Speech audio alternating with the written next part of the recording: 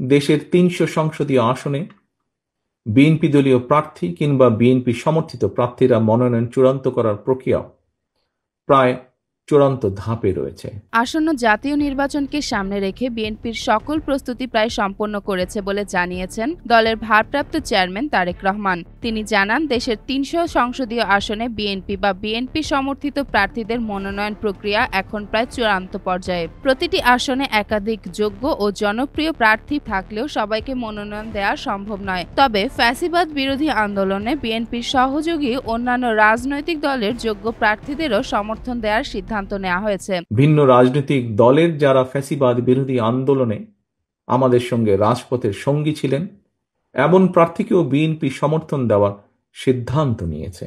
তারেক রহমান বলেন, এই বাস্তবতায় কিছু প্রার্থী মনোনয়ন বঞ্চিত হলেও দলের নেতাকর্মীদের গণতন্ত্র ও দেশের বৃহত্তর স্বার্থে এই সিদ্ধান্ত মেনে নিতে হবে।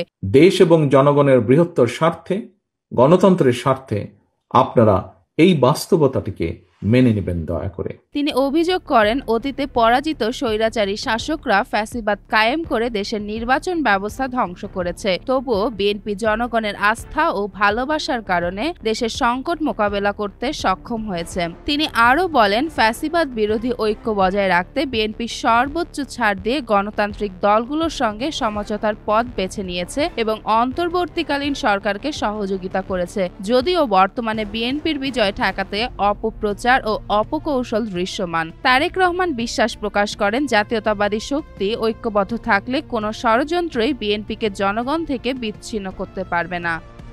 চেমন ফারিয়া, জনকণ্ঠ।